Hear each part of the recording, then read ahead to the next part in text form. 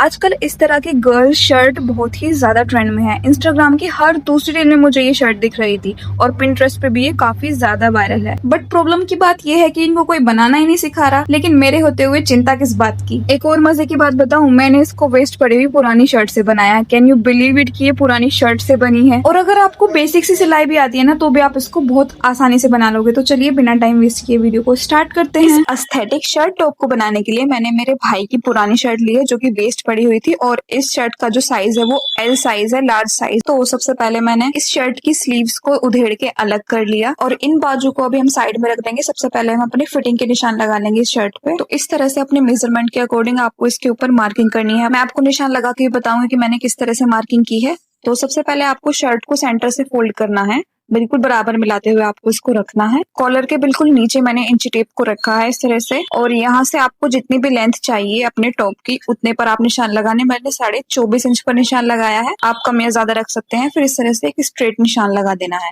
इसके बाद देखिए सेंटर से यहाँ तक मैंने शोल्डर 7 इंच लिया है। इस तरह से आपको 7 इंच पर मार्किंग करनी है। आर्म होल मैंने 6.5 इंच पर लिया है इस तरह से, और यहाँ पर एक सीधी लाइन ड्रॉ कर दी और ऊपर से भी इस तरह से एक लाइन ड्रॉ कर दी। इसके बाद आर्म होल की गोलाई दे देंगे। चेस्ट साइज आपको जितना भी रेडी रखना है उसको 4 से डिवाइड कर दीजिए। मुझे 36 इंच रेडी रखना है, तो 4 से डिवाइड करने पर वो 9 इंच आ गया। तो यहाँ पर मैंने 9 इंच पर निशान लगा लिया। इसके बाद आर्म होल से नीचे 7 इंच पर आपको कमर के साइज का निशान लगाना है, 7 इंच पर। और जितने भी आपको कमर रेडी रखनी है उस साइज को 4 से डिवाइड कर देंगे। तो मुझे 30 इंच रेडी रखनी है, तो उसे 4 से डिवाइड करने पे आएगा 7.5 इंच।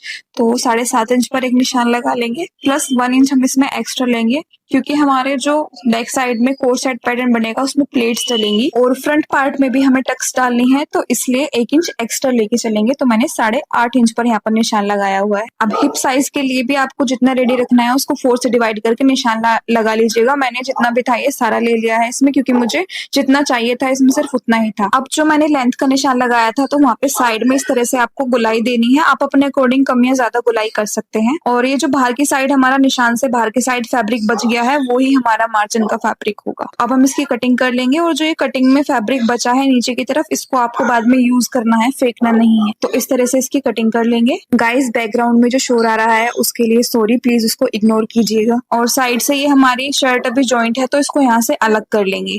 जो हमने फिटिंग के निशान लगाए हैं उनको कट मत कर दीजिएगा गलती से, क्योंकि वो हमारे मेन निशान है। मार्जिन का हमें एक्स्ट्रा लेके चलना है। अब कटिंग करने के बाद मैंने शर्ट को ओपन करके रखा है। कुछ इस तरह से दिखेगी हमारी शर्ट कटिंग होने के बाद। अब इसके बैक पार्ट पे देखिए मैंने लूप के लिए निशान लगाए हैं, तो इनको किस तरह से लगाया है वो मैं आपको बताऊंगी। सबसे पहले मैंने कॉलर के नीचे इंच टेप को रखा है और यहाँ से 10.5 इंच पर मैंने ये निशान लगाना शुरू किया है। देखिए 10.5 इंच पर मैंने दोनों साइड निशान लगाया हुआ है।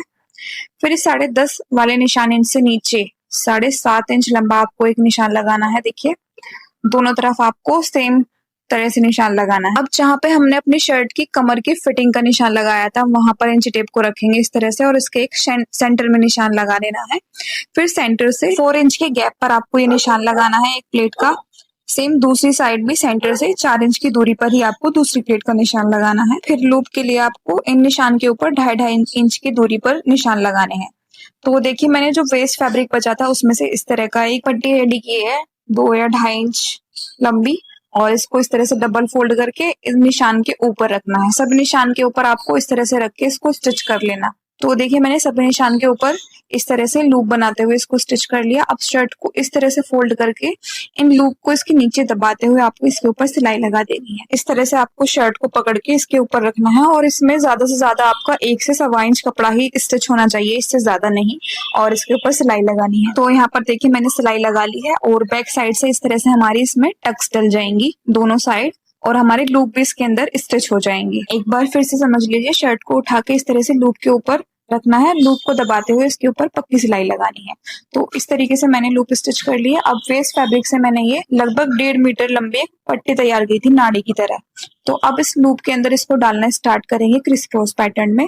तो दोनों साइड से देखिए मैंने शुरुआत के जो लूप है आमने सामने के इस तरह से इस पट्टी को डाल लिया है, और सामने वाले लूप में डालेंगे। अब इसको पहले एक साइड से पिरोना स्टार्ट करेंगे डोरी को। अब इसको सामने वाला लूप छोड़ते हुए इससे नीचे वाले में डालेंगे। इसके बाद फिर से सामने वाला छोड़ते हुए इससे जो नीचे वाला लूप है इसके अंदर डोरी को डाल देंगे। अब जो बाकी के बचे हुए लूप हैं उसे दूसरी साइड की जो बची हुई डोरी है उसमें पिरो ले। तो इस तरह से हमारा ये बैक साइड का कोर सेट पैटर्न रेडी हो जाएगा। बाद में आप इस डोरी में टसल्स स्टिच कर लीजिएगा ताकि ये डोरी लूप से बाहर ना निकले। अब बैक पार्ट को रेडी करने के बाद फ्रंट पार्ट इसके ऊपर रखेंगे और फ्रंट पार्ट में भी हम टक्स डालेंगे। उसके लिए जहाँ पर हमने अपनी शर्ट में कमर के साइज की मार्किंग की थी वहां पर इंच टेप को रखना है और इस तरह से सेंटर में निशान लगाने हैं जैसे मैंने लगाए हुए हैं। अब इन दोनों प्लेट्स के जो बीच की दूरी है वो है 8 इंच और सेंटर से 4 इंच की दूरी पर है ये दोनों प्लेट्स। और टक्स की लंबाई जो है वो मैंने 7 इंच रखी है, सेंटर से 3.5 इंच ऊपर और 3.5 इंच नीचे। इस तरह से दोनों साइड आपको टक्स की मार्किंग करनी है और इन टक्स के अंदर आपको 1 इंच से ज्यादा फैब्रिक नहीं दबाना। टक्स डालने के बाद साइड फिटिंग भी लगा लेंगे अपनी मेजरमेंट के अकॉर्डिंग। तो देखिए मैंने फ्रंट पार्ट में टक्स भी डाल ली है और साइड में फिटिंग की सिलाई भी लगा ली है। अब इस शर्ट को हम सीधा कर लेंगे। सीधा करने पर हमारी शर्ट का लुक कुछ इस तरह का होगा फ्रंट से और बैक साइड से कुछ इस तरह का।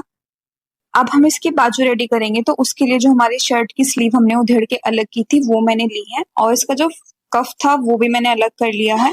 इस कफ के फैब्रिक से ही मैंने लूप बनाए थे बैक पार्ट के लिए। अब हम स्लीव की लेंथ का निशान लगाएंगे तो ऊपर से 10.5 इंच पर मैं इसकी लेंथ लूंगी। 10.5 इंच पर हम मार्किंग करेंगे इसकी और एक सीधी लाइन ड्रॉ कर लेंगे और इसकी कटिंग कर लेंगे। अब जो नीचे की तरफ हमारा फैब्रिक बचा है उससे हम इसमें साइड में जॉइंट लगाएंगे क्योंकि पफ स्लीव्स मैं इसमें बना रही हूँ तो पफ स्लीव्स के लिए हमें चौड़ाई में फैब्रिक ज्यादा चाहिए होता है तो इसलिए इसमें जोड़ लगाएंगे। तो उसके बराबर रख के मैंने फैब्रिक को कट कर लिया और दोनों साइड के जॉइंट के लिए हमें इसको कट करना है। तो इस तरह से मैंने इसको एक बार डबल फोल्ड करके इसकी कटिंग कर ली और इसके 2 पीसेस कर लिए दोनों साइड के लिए। इस तरह से देखिए, तो इस तरह आपको दोनों तरफ बाजू में जोड़ लगाना है। दोनों बाजू आपको इसी तरह से रेडी करनी है। तो देखिए मैंने जोड़ लगा लिया और नीचे की तरफ से भी मैंने इसको फोल्ड कर लिया है 1/2 इंच तक। इस तरह से फोल्ड करके मैंने इस पे सिलाई लगाई हुई है और देखिए जोड़ लगाने के बाद मैंने इसकी थोड़ी सी बाजू की शेप में कटिंग कर दी थी। अब हम इसमें इलास्टिक डालेंगे तो उसके लिए मैंने ये 10 इंच लंबा पतली वाली इलास्टिक का एक टुकड़ा लिया है और इसमें एक साइड पिन डाला हुआ है। आप अपने हाथ के गोलाई के अकॉर्डिंग इलास्टिक लीजिएगा। अब जो मैंने बाजू आगे की तरफ से फोल्ड की हुई थी इसके अंदर पिन को हम इस तरह से इंसर्ट करेंगे। इस तरह से आपको आगे की तरफ पिन को खिसकाते हुए जाना है और इलास्टिक को इसके अंदर इंसर्ट करना है। इलास्टिक को तब तक इंसर्ट करना है जब तक इसका एक साइड का किनारा बिल्कुल बाजू के कॉर्नर पे ना आ जाए। बिल्कुल अंदर मत डालिएगा इलास्टिक को। यहाँ पर इस तरह से देखिए इसको पकड़ लीजिएगा और यहाँ पर इसको आपको पक्का करके ना एक सिलाई लगा देनी है। 2-3 सिलाइयां लगा दीजिएगा इस पर। देखिए मैंने सिलाई लगा दी, इससे हमारी इलास्टिक वहीं पर रुक जाएगी। इसके बाद आपको पिन आगे की तरफ इंसर्ट करना है। तो आगे की तरफ इंसर्ट करके दूसरा किनारा भी इलास्टिक का बाहर की तरफ निकाल देंगे और इसको भी यहाँ पर सिलाई लगा के पक्का कर लेंगे। यहाँ पर आपको सिलाई लगानी है और पक्का कर लेना है। दोनों किनारों से हमने देखिए इलास्टिक को सिक्योर कर लिया है। अब इसको खींचते हुए इस तरह से इसके रिंकल फिक्स करेंगे। तो देखिए पूरे स्लीव में हमारे इक्वली रिंकल इस तरह से फिक्स हो जाएंगे खींचने के बाद। तो आगे की तरफ हमारी इस तरह से चुन्नटें आ जाएंगी इसमें इलास्टिक डालने के बाद। अब ऊपर की तरफ आपको देखिए सिर्फ सेंटर में छोटी छोटी प्लेट्स डाल लेनी है, 2-3 इस तरह से सिर्फ सेंटर में डालनी है और इसके ऊपर सिलाई लगा लीजिएगा। तो देखिए मैंने प्लेट्स डाल के इस पे भी सिलाई लगा दी। अब इसको इस तरह से डबल फोल्ड करके इसके ऊपर आप अपनी फिटिंग के अकॉर्डिंग सिलाई लगा लीजिएगा, बाजू की गोलाई के अकॉर्डिंग, और इसको सीधा कर लेंगे। इस तरह से हमारी स्लीव आएगी। सीधा करने के बाद बाजू रेडी होने के बाद हम इसको शर्ट के साथ अटैच कर लेंगे। जैसे नॉर्मली हम कुर्ती में बाजू अटैच करते हैं सेम उसी तरीके से आपको अटैच करनी है। तो देखिए मैंने शर्ट ली है और इसको आर्म होल के साथ अटैच करना है। 1/2 इंच का सिलाई मार्जिन लेते हुए आपको पक्की सिलाई लगानी है और बाजू को शर्ट के साथ जोड़ लेना है। तो देखिए मैंने अपनी स्लीव को इसके साथ अटैच कर लिया है। दोनों तरफ मैंने इसी तरीके से अपनी स्लीव अटैच कर ली है और शर्ट को बॉटम से डबल फोल्ड करके सिलाई लगा लीजिएगा। गोलाई में मैं बताना भूल गई थी। तो ये मेरी शर्ट का फाइनल लुक है। देखिए नीचे से इस तरह से गोलाई में सिलाई लगाने के लिए मैंने कहा था, इस तरह से आप इसको इजीली लगा लेंगे जैसे मैंने लगाई हुई है। और जो इसके बटन्स हैं उनके जो बीच में गैप रहता है उनके सभी के बीच में मैंने देखिए टच बटन भी लगाया है एक्स्ट्रा सेफ्टी के लिए। आपका मन है लगाइएगा, नहीं मन है मत लगाइएगा, आपकी मर्जी है। तो मेरे ये क्यूट से टॉप का फाइनल लुक है। आपको मेरा ये आइडिया कैसा लगा मुझे कमेंट करके जरूर बताना। एंड ये इसका बैक साइड से लुक है। आपको इस वीडियो में अगर कोई भी स्टेप ऐसा है जो नहीं समझ आया आप मुझसे कमेंट करके पूछ सकते हैं। मैं कोशिश करूंगी आपके कमेंट का रिप्लाई जरूर करूँ।